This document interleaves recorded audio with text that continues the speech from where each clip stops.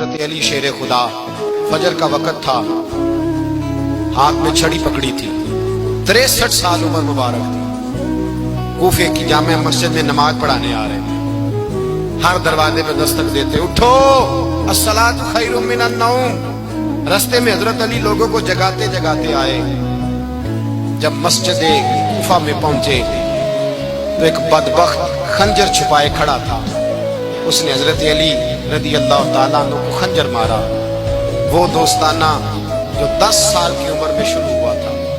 جب شیر خدا کو خنجر لگا تو پتہ لفظ کیا تھے؟ فزت برب الکعبہ، لوگوں رب کعبہ کی قسم میں کامیاب ہو گیا، میری زندگی دین کے کام آ گئی، میں کامیاب ہو گیا۔ حضرت علی کی داڑھی ساری لہو سے بھر گئی۔ حضرت شیر خدا فرمایا کرتے تھے، ایک دفعہ میں بڑا بیمار ہوا، میرے سے اٹھ کے کھڑا نہیں ہوا جاتا تھا، حضور تیمارداری کرنے آئے تو میں نے کہا یا رسول اللہ پتہ نہیں بچوں گا کہ نہیں۔ حضور نے فرمایا علی نہیں، تو اس وقت دنیا سے جائے گا جب تیری داڑھی لہو سے رنگین ہو جائے گی۔ شیر خدا کہتے ہیں جب زخم لگا تو میں نے نیچے جھکا کے دیکھا تو داڑھی لہو سے بھری ہوئی ہے، میں نے کہا بس وہی کامیاب ہو گیا۔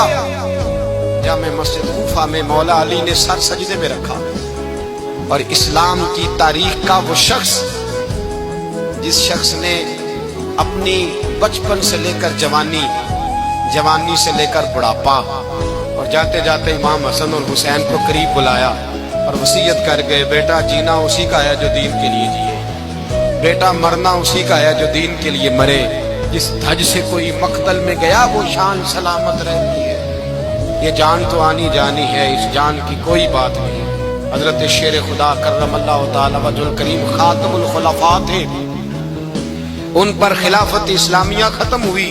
حضرت علی رضی اللہ تعالیٰ عنہ جس دن وصال ہوا، آپ کے بیٹے کہتے ہیں اس رات مولا علی نے خزانے کا مال سارا ایک رات والے تقسیم کیا، اور پھر جس جگہ مال خزانہ ہوتا تھا وہاں 2 نفل پڑھ کے کہا اے اللہ میں نے تیرے بندوں کی امانت تیرے بندوں تک پہنچا دی ہے۔ زندگی دین کے نام کر کے وہ شیر رخصت ہوئے۔ 21 رمضان المبارک کی شام ڈھلی تو حضرت علی المرتضیٰ شیر خدا رخصت ہوئے۔